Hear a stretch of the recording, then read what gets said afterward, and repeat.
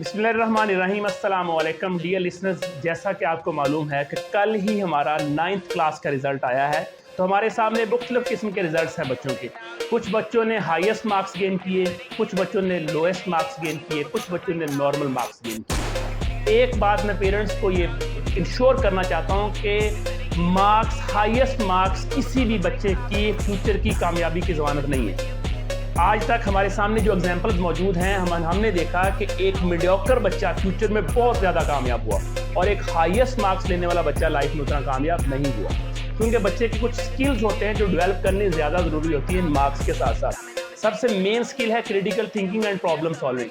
अगर आपके बच्चे ने मार्क्स कम लिए हैं लेकिन उसमें ये स्किल है कि वो प्रॉब्लम को प्रॉब्लम नहीं समझता, चैलेंज बना के उसको हल कर लेता है, तो परेशान होने की कोई ज़रूरत नहीं है। अगर आपके बच्चे ने मार्क्स कम लिए हैं लेकिन उस बच्चे के पास एक क्रिएटिविटी एंड इमेजिनेशन का स्किल है कि बड़ा सोचता है और बड़े करने की कोशिश करता है, तो बिल्कुल परेशान होने की ज़रूरत नहीं है। अगर एक बच्चे के बायो में मार्क्स कम है तो बिल्कुल परेशान होने की ज़रूरत नहीं है। हो सकता है वो मैथ में आने वाले वक्त का गुरु हो।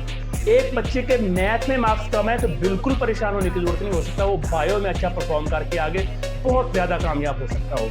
तो लिहाजा हमने ऑप्टिमिस्टिक पॉजिटिव रहना है, बच्चे को मोटिवेट करना है, उसके टैलेंट को जानने की कोशिश करना है। किसी साइकेट्रिक के पास, किसी इंटेलेक्चुअल बंदे के साथ उसकी काउंसलिंग करवानी है, उसकी रहनुमाई करवानी है। आप देखेंगे कि आपका बच्चा कम मार्क्स लेके, नॉर्मल मार्क्स लेके भी फ्यूचर का बहुत कामयाब सिटीजन बन सकता है। Thank you.